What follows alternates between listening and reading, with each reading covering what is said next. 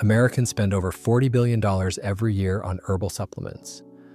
Capsules, soluble powders, bottled extracts. Most of it is processed with high heat, chemical solvents, or manufacturing methods that leave the herb unrecognizable.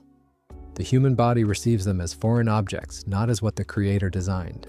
And yet, right now, in a clay jar on a kitchen shelf, in a small glass container in the corner of a room, there are herbs that have gone through a fermentation process thousands of years old.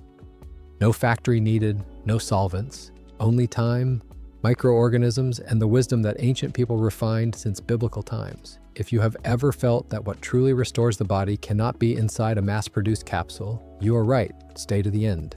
Because herb number 1 on this list, ginseng when properly fermented, increases its active compound content by many times compared to raw ginseng. Not a marketing claim, that is chemistry. And herb number 6 carries a biblical story that I believe will make you stop and look honestly at what you are carrying every single day. The story of a prophet completely exhausted, lying down under a tree asking to die. And God did not come with reproach, He came with food. This is not a wellness trend, this is Providence's design. Look, there are a lot of videos out there about herbs, a lot of promises. What I am sharing today does not come from any supplement company. It comes from Scripture, from the fermentation history of ancient civilizations, and from research being confirmed right now. Fermentation is not new technology. This is a process God placed in nature itself, the thing that makes herbs more bioavailable, more potent, and gentler on the human body. People have been doing this for thousands of years before anyone understood why it worked. If you have not hit subscribe yet, go ahead. It costs you nothing, and it might just change something. 1. Fermented black ginseng. In Ezekiel 47:12, Scripture describes trees by the sacred river. Their leaves will not wither, their fruit will not fail, and their leaves are for healing. Ancient Hebrews understood that plants, when properly cared for and transformed, could yield something far beyond their original form. Ancient Koreans, Chinese, and Japanese, 3 separate East Asian civilizations, all independently developed the technique of repeatedly steaming and drying ginseng to produce black ginseng. Not because of the color, but because they observed significantly stronger restorative effects compared to raw ginseng. Here is what happens when ginseng goes through fermented heating. Ginsenosides RG1 and RB1 in raw. Ginseng convert into rarer ginsenoside forms, RG3, RH2, and compound key sainthu.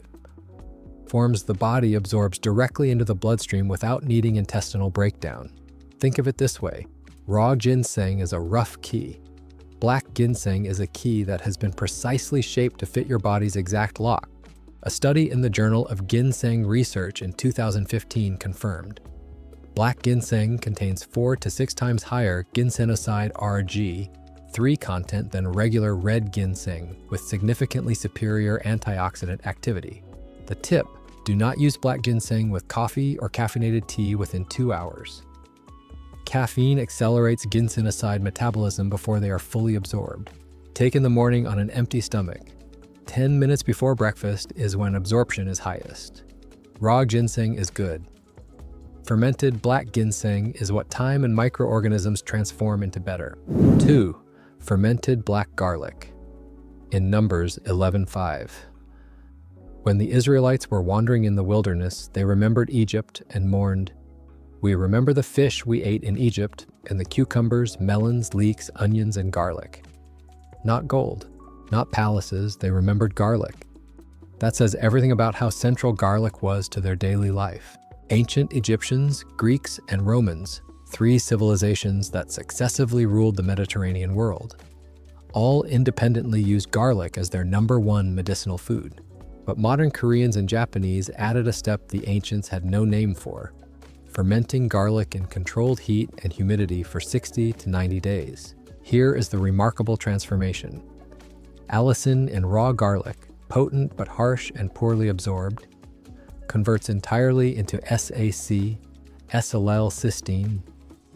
SAC is more stable, odorless, and absorbed into the bloodstream many times more effectively. SAC is what directly supports cardiovascular health, lowers LDL cholesterol, and strengthens immunity. not raw allicin. A study in the Journal of Nutrition in 2006 confirmed SAC from black garlic absorbs into plasma significantly more effectively than raw allicin and lowers LDL cholesterol with statistical significance after 12 weeks of regular use. The tip: 1 to 2 cloves of black garlic per day. No more needed. SAC accumulates in the body over time. Eat the clove whole or gently crushed.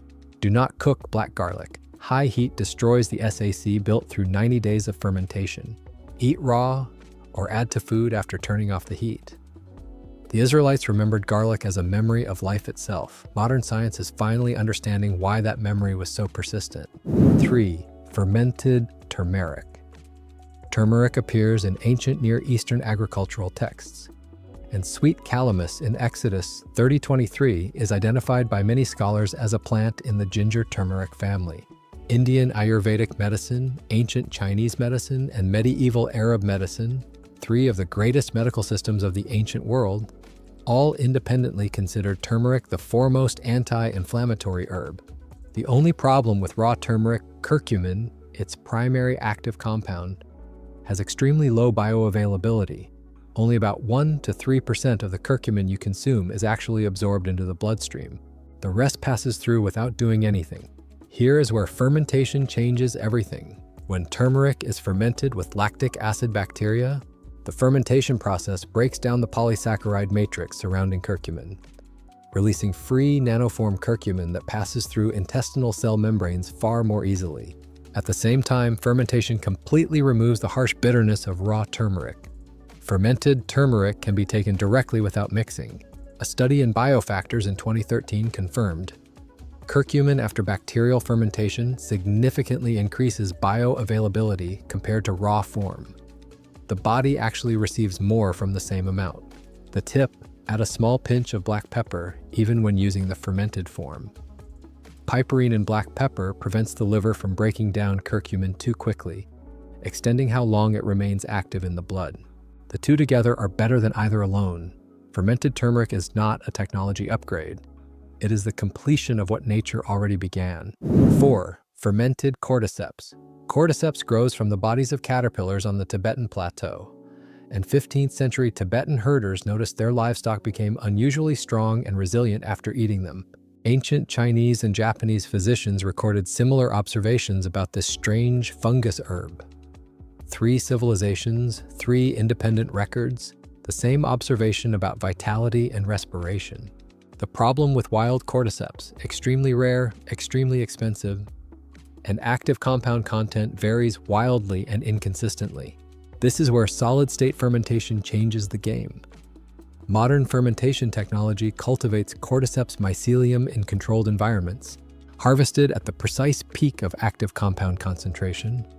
Adenosine and cordycepin preserved intact and more concentrated than any conventional processing method. Adenosine increases cells' oxygen utilization efficiency, especially lung and muscle cells. Cordycepin suppresses inflammation in the respiratory tract. Combined, lungs work more easily, the body fatigues less at the same level of exertion. A study in the Journal of Alternative and Complementary Medicine in 2010 confirmed people using cordyceps CS4 significantly improved oxygen uptake and physical endurance after 12 weeks. The tip: use the fermented CS4 form, not raw whole body powder. Raw powder has chitin cell walls. The human digestive system cannot break down. Active compounds are locked inside. Fermentation breaks down chitin, releasing adenosine and cordycepin so the body can actually absorb them. Tibetans did not need scientific names to recognize it worked. Their livestock already proved it. 5. Fermented valerian root. In Psalm 4:8, David writes, "In peace I will lie down and sleep, for you alone, Lord, make me dwell in safety." Sleep, not weakness, that is God's design for restoration. And the people of biblical lands also knew which plants helped reach that state of peace. Valerian grows wild across the Mediterranean and Middle East for thousands of years. Ancient Greeks called it fragrance, and used it as their foremost calming herb. Romans, ancient Arabs, and medieval European medicine all independently used valerian for the same purpose. Three civilizations, the same root. Inside valerian root, there is valerianic acid and isovaleric acid. When fermented, bacteria convert them into stronger GABA-ergic forms, meaning they interact with GABA receptors in the brain more effectively. GABA is the nervous system's quieting neurotransmitter. When GABA is sufficient, the brain stops sending anxiety signals and allows the body to enter deep sleep. Fermented valerian does this more gently, without the morning grogginess of some other plant sedatives. A study in phytotherapy research in 2011 confirmed. Valerian extract shortened sleep onset time and improved deep sleep quality without causing morning grogginess side effects. The tip: take fermented valerian 30 to 45 minutes before sleep, not earlier. Valerianic acid has a short activity window. Take it too early and the effect has already peaked and declined before you get into bed. And do not expect results the very first night. Valerian needs 2 to 4 weeks of accumulation to restore a disrupted sleep cycle. David slept in peace. Your body was designed to do the same. 6. Fermented ashwagandha. Emotional peak: tell the biblical story first. Do not mention the herb Yeti. Want to tell you about a man. He was no ordinary person. He was Elijah, one of the greatest prophets in all of Scripture. The man who prayed, and the rain did not fall for 3.5 years. The man who stood alone against 450 prophets of Baal on Mount Carmel and prevailed. And then, right after the greatest victory of his life, Elijah ran. In 1 Kings 19:4, Scripture records, he went into the wilderness and sat down under a juniper tree and prayed that he might die. He said, "It is enough, Lord, take my life." This was not spiritual weakness. This was complete depletion. Physical, mental, and emotional. What people today call burnout, chronic cortisol, adrenal fatigue, a nervous system pushed past its limits for too long. And God did not come with rebuke. He did not say, "Get up and keep going." He let Elijah sleep. Then he came with food and water. Twice, arise and eat, because the journey is too great for you. This is exactly the state that the greatest herb of the Ayurvedic tradition addresses. The herb that Indian people call the strength of a horse, ashwagandha. Ancient Indians, Persians, and medieval Arab physicians, 3 independent civilizations, all knew ashwagandha as the foremost herb for the state of exhaustion that nothing else heals. Inside ashwagandha, there are withanolides, a group of adaptogen compounds that directly regulate the HPA axis, hypothalamus pituitary adrenal, the body's cortisol control system. When withanolides are active, cortisol no longer surges uncontrollably during stress. The nervous system gradually returns to the balanced state it was created to operate in. The problem: withanolides and raw ashwagandha are enclosed by a dense polysaccharide layer, low bioavailability. Bacterial fermentation breaks through this layer, releasing free-form withanolides, absorbed far more effectively from the same amount. A study in Medicine in 2019 confirmed ashwagandha significantly reduced cortisol, anxiety, and fatigue after 8 weeks in adults with chronic stress. The tip: take it in the evening, not the morning. Ashwagandha lowers cortisol, and cortisol is naturally high in the morning to give you wake-up energy. Taking it in the evening lowers cortisol at exactly the right time it needs to come down, creating the conditions for deep sleep and overnight restoration. Elijah lay down, slept, ate, and continued. God did not ask why he was exhausted. He simply gave him what he needed to recover. 7. Fermented lemon balm. 11 to 12:20. In Matthew 23:23, Jesus mentions the smallest herbs of the garden, dill and coriander. Lemon balm belongs to the same mint family that ancient Hebrews grew throughout their household gardens.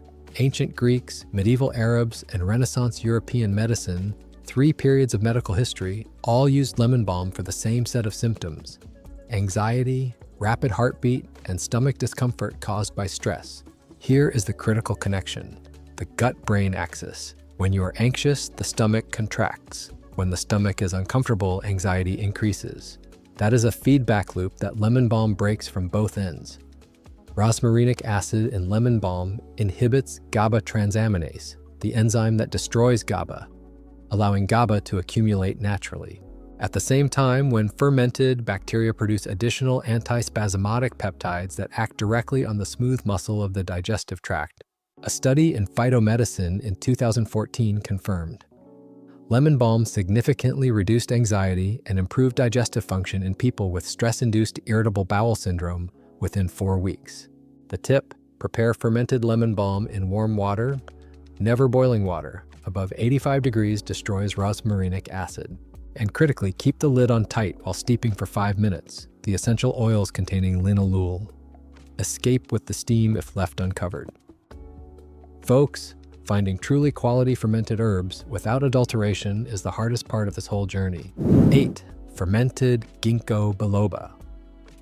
The ginkgo biloba tree is the oldest tree species on Earth still alive today, dating back over 270 million years.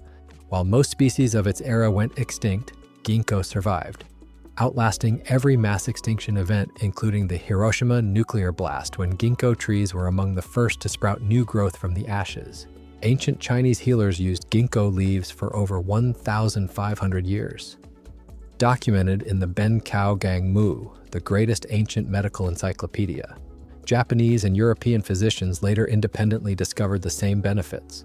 3 civilizations, the same oldest leaf in the world. Inside ginkgo leaves, there is ginkolide B and bilobalide, 2 compounds that improve microcirculation in the brain by inhibiting PAF, platelet activating factor, the factor that causes platelet stickiness in the brain's small blood vessels. When microcirculation improves, the brain receives more oxygen and glucose, thinking becomes clearer, memory works better. The problem with raw ginkgo, ginkgolic acid, a naturally occurring mild toxin in the leaves, can cause allergic reactions and drug interactions. Fermentation removes most of the ginkgolic acid while preserving ginkolide B and bilobalide intact, a safer and purer version. A study in phytomedicine in 2015 confirmed standardized ginkgo extract significantly improves cerebral blood flow and cognitive function in older adults after 12 weeks. The tip: do not use ginkgo together with blood-thinning medications, aspirin, warfarin. Ginkolide B has mild blood-thinning properties, and combined with blood thinners, this can cause uncontrolled bleeding. Always consult your doctor first if you are taking any cardiovascular medications. The oldest tree species on Earth, and your brain may have something to learn from how it has survived. 9. Fermented pu'er tea. Pu'er is not ordinary tea. This is tea that is fermented, sometimes for decades, in specialized storage facilities in Yunnan Province, China. Ancient Chinese, Tibetans, and peoples along the Silk Road. 3 cultural groups connected yet with distinct medical traditions all drank pu'er as something that supports digestion, restores the liver, and cleanses the body after fatty meals or during long journeys. Inside fermented pu'er, there is a rich microbial community, particularly Aspergillus niger and bacterial strains that produce natural lovastatin and theobromine. Lovastatin, the same compound that pharmaceutical industry synthesizes into cholesterol-lowering drugs, supports the liver in metabolizing fats. Theobromine stimulates bile secretion and accelerates liver detoxification. A study in PLOS One in 2014 confirmed pu'er significantly reduced LDL cholesterol and triglycerides after 90 days of regular consumption, and improved gut microbiome diversity. The tip: the very first steep of a new pu'er cake, pour it away. This is called waking the tea. The first water rinses off dust and unwanted microorganisms that have settled on the surface during storage. From the second steep onward is where the real tea begins. Steep for 20 to 30 seconds for the first post-awakening pour. Gradually increase steep time for subsequent pours. Silk Road traders carried pu'er on journeys lasting months. They knew which tea helped the body endure. 10. Fermented dandelion root. Dandelion, the plant that gardeners pull out as a weed, is one of the most documented medicinal plants in the history of Western medicine. Ancient Greeks called it taraxacum, from taraxos meaning disorder and akos meaning remedy, the plant that heals disorder. Ancient Arabs and medieval European medicine both independently used dandelion root for the same purpose, supporting the liver and stimulating bile secretion. Inside dandelion root there is taraxacin, taraxacorin, and inulin, a three-way collaboration. Taraxacin stimulates liver cells to secrete bile, toroxacarin protects liver cell membranes from oxidative damage, and inulin nourishes beneficial gut bacteria. When fermented, bacteria convert inulin into short-chain fatty acids, the direct fuel for large intestine cells. A study in evidence-based complementary and alternative medicine in 2011 confirmed dandelion root extract significantly stimulated bile secretion and showed hepatoprotective effects in experimental models. The tip: roast dandelion root before fermenting. Roasting at 150 degrees for 15 minutes caramelizes some of the inulin, reducing bitterness without losing the medicinal effect. After roasting and cooling, then begin the fermentation. Fermented roasted dandelion root has an aroma close to coffee, a caffeine-free replacement for those needing to step back from caffeine. The gardener's weed, the physician's herb. 11. Fermented oregano. Oregano is not just a pizza spice. In scripture, hyssop, used to sprinkle the purifying blood in Exodus 12:22 and Psalm 51:7, is identified by many biblical scholars as wild oregano that grew naturally in the land of Israel. Ancient Greeks named oregano meaning joy of the mountain and used it as their foremost natural antibiotic. Romans and ancient Arabs used it similarly. 3 Mediterranean civilizations, the same herb. Inside oregano, there is carvacrol and thymol, the 2 most potent antibacterial compounds found in the plant kingdom. Carvacrol disrupts the cell membranes of harmful bacteria, including E. coli and Salmonella, but has one remarkable property. It does not disrupt the cell membranes of beneficial bacteria because their membrane structures differ. When fermented, the process increases free carvacrol concentration while creating a pH environment favorable to beneficial bacteria. A study in the Journal of Food Protection in 2013 confirmed carvacrol from oregano significantly inhibited gut pathogenic bacteria under simulated intestinal conditions. The important tip: fermented oregano is not used as a daily tea. Use it for 3 to 5 consecutive days when there are signs of inflammation or infection, then rest for at least 1 week. Continuous long-term use can shift gut microbial balance in unintended ways. The Hebrews used hyssop to purify and cleanse. The chemistry behind that ritual is only now being properly understood. 12. Fermented milk thistle. Milk thistle grows wild throughout the biblical lands from Israel to the Mediterranean. Ancient Greeks, particularly Dioscorides, the greatest ancient botanical physician, documented milk thistle as a herb that protects the liver and kidneys. Romans, Arabs, and medieval European medicine all continued the same tradition. 2,000 years of continuous documentation about the same purple-flowered thistle. Inside milk thistle seeds there is silymarin, a unique cluster of flavonoids. Silymarin does 3 things simultaneously: protects the liver cell membranes from toxins by competing for binding sites, stimulates protein synthesis inside liver cells to rebuild damaged tissue, and acts as a potent antioxidant within liver cells. When fermented, the bioavailability of silymarin increases significantly because the polysaccharide complex surrounding it is broken down by bacteria. A study in Phytomedicine in 2005, one of the largest meta-analyses of milk thistle, confirmed silymarin significantly improved liver function markers, ALT, AST, in patients with fatty liver disease and alcoholic liver damage. The tip: grind milk thistle seeds immediately before fermenting. Deed Tashorn, do not buy pre-ground powder. Silymarin oxidizes and loses potency within a few weeks of grinding. Grind fresh, begin fermentation immediately. Active compounds are preserved at maximum potency throughout the fermentation process. 2,000 years of medicine used it. Modern science has only just given a name to what ancient observers already knew. 13. Fermented aloe vera.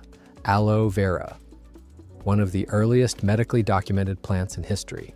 The ancient Egyptian Eber's papyrus, written around 1550 BCE, lists aloe vera as a remedy for inflammation and skin restoration. Ancient Hebrews recorded aloe in Song of Solomon 4:14 as one of the precious aromatic plants. Ancient Indians and Chinese also independently knew it. 4 civilizations, the same succulent plant. The problem with raw aloe vera, anthraquinone, particularly aloin, naturally present in the leaf skin and yellow latex. Aloin is a powerful irritant that can cause diarrhea and intestinal cramping. This is why many people feel discomfort when drinking unprocessed aloe. Here is where fermentation completely changes this. Lactic acid bacteria fully break down the anthraquinone while preserving asamannin intact. Aloe's primary polysaccharide that restores the mucous membrane lining of the gut and skin cells. At the same time, fermentation cuts the long asamannin chains into shorter segments, far more effectively absorbed through the intestinal mucosa. A study in Journal of Environmental Science and Health in 2012 confirmed. Asamannin from aloe vera significantly stimulated skin cell proliferation and supported intestinal mucosa restoration. The tip: always use aloe with anthraquinone removed or already fermented. The simplest method: peel away the entire green outer skin and the yellow latex layer just beneath it. Use only the clear gel inside. Then ferment only that gel with lactic acid bacteria. Ancient Egyptians called it the immortality plant. Modern science is beginning to understand why billions of your skin cells might agree. 14. Fermented chamomile. In Matthew 23:23, Jesus mentions dill, one of the smallest herbs offered in tithe. Chamomile belongs to the same Asteraceae family, growing throughout the biblical lands from Israel to the Mediterranean, and has been independently used by ancient Egyptians, Greeks, and Romans as an anti-inflammatory and digestive mucosa-soothing herb for thousands of years. Inside chamomile, there is apigenin, bisabolol, and chamazoline, three compounds that work together. Apigenin binds to GABA receptors, reducing anxiety. Bisabolol rebuilds damaged stomach and intestinal lining. Chamazoline is a blue pigment that only appears when chamomile is distilled or fermented, not present in fresh flowers, and is the most potent mucosal anti-inflammatory of all three. When fermented, bacteria convert the chamazoline precursor into actual chamazoline, the active form the body can use directly. Regular chamomile tea does not contain chamazoline, only its precursor. A study in Molecular Medicine reports in 2010 confirmed. Apigenin from chamomile activates GABA receptors and significantly reduces anxiety, through the same mechanism as some sedatives but without causing dependence. The tip: keep the lid on tight when preparing fermented chamomile. Apigenin and chamazoline escape with the steam. This is not a small detail. One study measured up to 40% apigenin lost in an uncovered cup compared to a covered one. Steep for 5 minutes, lid tight, turn off the heat before adding the flowers. The smallest flower in the medicine garden, but your mucous membranes recognize it from the very first time. 15. Fermented goji berries. Goji berries grow along the Silk Road from northwest China through Central Asia to the ancient Near East. And here is something interesting. Wolfberry, another name for goji, is described in ancient Jewish translations from communities living in Babylon and Persia as one of the health-restoring berries. Ancient Chinese medicine, Persians, and medieval Arab physicians, three civilizations along the same Silk Road axis, all independently knew goji as food that nourishes the eyes, builds blood, and supports longevity. Inside goji there is zeaxanthin, betaine, and LBP, lithium barbarum polysaccharide. Zeaxanthin accumulates directly in the retina of the eye, protecting photoreceptor cells from blue light damage. Betaine supports methylation in the liver, an essential cellular detoxification process. LBP activates NK immune cells similarly to mushroom beta-glucan. The problem with raw goji: LBP molecules are large, poorly absorbed through the intestinal wall. Fermentation cuts LBP into shorter segments that intestinal mucosa can absorb, while also significantly increasing zeaxanthin bioavailability. A study in optometry and vision science in 2011 confirmed zeaxanthin from goji significantly increased macular pigment density and protected vision after 90 days of supplementation. The tip: soak dried goji overnight before fermenting. Do not use fresh goji. Soaking lets the berries absorb water and open their structure. Fermentation bacteria then access the LBP and zeaxanthin far more effectively. The soaking water after overnight deep red-orange color, that is the zeaxanthin that has dissolved out. Drink it, do not pour it away. Silk road traders carried goji for thousands of miles. Your eyes deserve to know why. Here is what runs through all 15 of these fermented herbs, and almost no one states it clearly enough. Most fermented herbs sold on the market are not truly fermented. This is not a conspiracy theory. This is the truth about manufacturing processes. Folks, look carefully at product labels. Many products labeled fermented are actually just acid-treated, processed with acids to simulate fermented pH. No real microorganisms. No enzymes produced by actual fermentation. No genuine transformation of active compounds. Some cheap black ginseng products are made by dyeing raw ginseng black, without completing sufficient steaming cycles. The ginsenoside RG3 that defines true black ginseng is not produced in that shortened process. Cheap commercial black garlic is often made in 5 to 7 days instead of 60 to 90 days. SAC, the most important compound, requires at least 60 days to fully convert from allicin. You do not need to spend more money, you just need to read labels and know what you are buying. Fermentation duration must be stated clearly. Microbial strains must be listed. Active compound content after fermentation must appear on the label. God did not design healing to be complicated. He let herbs grow. He let microorganisms do their work. He let time do the rest. And when those three things are properly combined, the result is something no factory can manufacture. These 15 fermented herbs today are not a list for you to start all at once. Pick one, just one. The one that made you think, this is what my body needs right now. Put it on your shopping list this week. Think about your own kitchen table for a moment. Was there a fermented herb in these 15 that you remember from your grandmother's kitchen, or a traditional fermented folk remedy your family used for generations that you have not made in a long time? Share it with me in the comments. I read every single one. If you are someone working to get back to the basics, trusting the wisdom God placed in nature, living closer to the earth, taking care of your own body, then this is our place. Remember, I share this as someone who loves nature, not a doctor. Some herbs have significant drug interactions, particularly ginkgo with blood thinners and ashwagandha with thyroid medications. Please consult your doctor before making significant changes. God bless. Take good care of yourselves.